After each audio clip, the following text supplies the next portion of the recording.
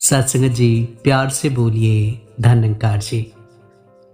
आप सभी आनंदित रहें, खुशहाल रहें, इस शुभकामना के साथ दास विश्वंभर मिश्रा एक नए विषय के साथ आप सभी महापुरुषों के चरणों में प्रस्तुत है। सत्संगत, ऐसे ही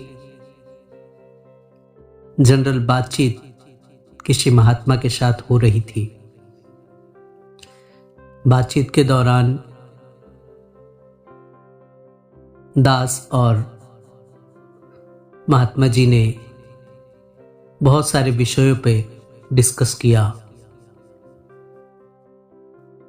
तो ऐसे ही उन्होंने पूछा कि आपने अपने जीवन में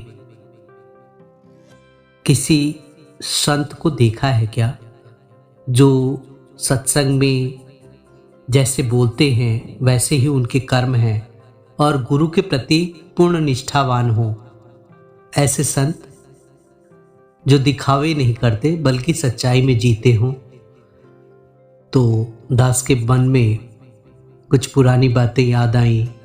फिर दास ने उनसे शेयर भी किया और बताया। फिर वो एग्री भी हो गए। तो दास ने उन्हें जो भी कहा आप सबसे साझा करता हूँ। सत्संगत कहते हैं, संत बड़े परमार्थी, शीतल जिनके अंग, औरों को शीतल करे, देखे अपना रंग। महापुरुषों का स्वभाव, वचन और कर्म तीनों एक जैसे होते हैं। उनका हर कर्म अगर गुरु भक्ति में जुड़े हुए हैं तो गुरु के वचन ही महापुरुषों के कर्म होते हैं। ऐसे ही महात्मा थे। कलकत्ता में दास उनके सानिध्य में भी रहा, बचपन से ही था और बाल संगत की सेवा निभा रहे थे आदरणीय महात्मा सीताराम जी। सत्संगत, सीताराम जी से हम बच्चे कभी कभी ये भी सोचते थे, घर में पापा इतने स्ट्रिक्ट हैं और संगत में सीताराम जी इतने स्ट्रिक्ट हैं, कहाँ जाएं। संगतों में भी बैठते हैं तो जो बच्चा बदमाशी करता उसे खड़ा करा देते थे। किसी गेट पे सेवा दे दी तो कहीं स्टेज के पास खड़ा कर दिया। तो सत्संगत, वो बच्चा अब खड़ा जब हो जाता था तो फिर उसकी बदमाशियां छूट जाती थी। संगतों में आते तो नए नए टास्क देते कि 5 प्रण याद करके आना है। फिर ये भी बताते कि सबसे पहले अपना काम, माता पिता को करे प्रणाम। फिर ये भी समझाते कि संगतों में केवल आना ही नहीं है बल्कि निरंकारी मिशन की किताबों को पढ़ना है, निरंकारी पत्रिकाओं को पढ़ना है, अवतार वाणी का नियमित पठन पाठन करना है। बहुत सारी छोटी छोटी बातें समझाते और ये भी बताते कि अपने परिवार ही नहीं बल्कि अपने मित्रों के साथ किस तरह से हमें पेश आना है। दास ये बात उनसे बचपन से ही फॉलो करता था। एक घटनाक्रम आपको बताए, दिल्ली समागम चल रहा था और इसमें बाल संगत विंग्स की एक विशेष बैठक बुलाई गई, जिसकी अध्यक्षता श्रद्धेय महात्मा केशवराम नंदवानी जी, जो चंडीगढ़ के बाल संगत के प्रमुख भी थे और ऑल ओवर इंडिया बाल संगत के भी प्रमुख थे। तो उनकी अध्यक्षता में ये प्रोग्राम रखा गया। पूरी इंडिया से जितने भी बाल संगत के रिप्रेजेंटेटिव थे निरंकारी मिशन के, सभी पहुंचे थे। सैकड़ों महात्मा वहां पे बैठे हुए थे। सभी अपनी अपनी बातें कहते कि बच्चों का उम्र कितना होना चाहिए बाल संगत के लिए, बच्चों के लिए कौन सी प्रतियोगिताएं रखी जाए और क्या क्या किया जाए। ये सारे क्वेश्चंस एंड सॉल्यूशंस महात्मा एक दूसरे से साझा कर रहे थे वहां पे और नंदवानी जी बैठ के श्रवण कर रहे थे। अचानक से उन्होंने सबको सुनने के बाद फिर सीताराम जी की तरफ देखे और कहने लगे कि सीताराम जी, आपके भी कुछ सुझाव हो तो कहें।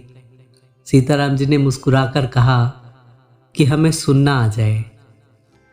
हम सुनने लगे तो हमारा जीवन, हमारा कर्म, हमारा वचन अपने सुंदर होता चला जाएगा।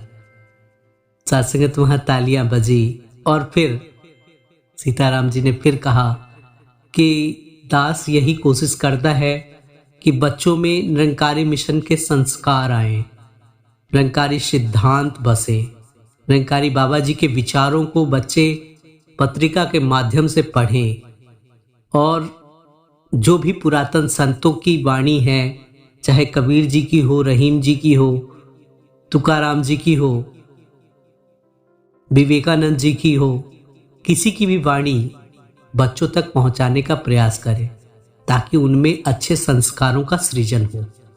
इसके साथ साथ उन्होंने ये कहा कि बच्चे अगर बदमाशी भी करते हैं तो उन्हें सेवा से जोड़ दिया जाए, क्योंकि जब नदी में नाव को डाल दिया जाता है तो नाव चाहे जैसी भी हो वो धारा में बहने लगती है। ठीक उसी तरह से संगत सरिता में चाहे कैसे भी बच्चे आए, उन्हें संगत में अगर बैठने में मन नहीं लगता तो उसे सेवा, ऐसी ऐसी सेवाएं हैं, चाहे जोड़े घर की सेवा है, चाहे पानी प्याऊ की सेवा है, इन सेवाओं में तल्लीन रखें ताकि बच्चे का ध्यान एकाग्र हो पाए। बहुत अच्छी अच्छी बातें उन्होंने नंदवानी जी के सामने रखी और साथ संगत वहां तालियां बजी। अंत में नंदवानी जी ने कुछ निचोड़ शब्द रखे कि हम प्रॉब्लम एंड सॉल्यूशन तो लेके आते हैं, लेकिन अपनी रिस्पॉन्सिबिलिटीज के ऊपर विशेष ध्यान रखनी है कि हमारे क्या दायित्व हैं, हम गुरु के प्रति कितने निष्ठावान, कितना भक्ति रखते हैं, कितना विश्वास रखते हैं, इस बात का हम कितना ध्यान रखते हैं। सासंगत ये बात उन्होंने कही और अंत में सीताराम जी ने कहा कि मेरे यहाँ की संगतें कैसी हैं, मेरे बच्चे कैसा क्या सीखते हैं, क्या बोलते हैं, तो उसके लिए मैं एक बच्चा लाया हूँ, आप सुन लो। तो दास को वहाँ पे खड़ा कर दिया गया और फिर दास ने संपूर्ण अवतार वाणी के शब्द से समर्पण, जो पूर्ण प्रकाश साकिर जी द्वारा रचित पहला शब्द था, वो वहाँ पे रखा और सासंगत बहुत सारी बख्शिशें मिली। अंत में सीताराम जी ने ये कहा कि बच्चों के अंदर अगर सतगुरु की वचन विराजमान होते हैं, सतगुरु के वचनों को बच्चा अगर सुनता है, तभी उसके जीवन का कल्याण हो सकता है, तभी हम उस बच्चे का शुभ चिंतक हैं, नहीं तो कुछ भी नहीं हो सकता। आओ साथ संगत, ऐसे ऐसे महापुरुषों का सानिध्य जब मिल जाता है तो जीवन सुंदर हो जाता है। बचपन से दास उनके संपर्क में जब भी रहा, वो कहे कि मैं तो पढ़ा लिखा नहीं हूँ, कम पढ़ा लिखा हूँ, लेकिन अब जितने बच्चे सत्संग जाएंगे वो सब यूनिवर्सिटीज़ में जाएंगे। और दास अपने बैच की बात बताए, मेरे बैच में जितने भी बच्चे थे सब ने लगभग यूनिवर्सिटीज़ में पढ़ाई करी। सत्संगत तो वृथा न जाए देव ऋषि वाणी, महापुरुषों की वाणी कभी वृथा नहीं जाती। और सत्संगत ऐसा भी उनका व्यवहार था, अगर कभी पति पत्नी को कुछ अनाप शनाप बोल देता तो सीताराम जी कहते वो मेरी बहन है, उसे न बोलिए।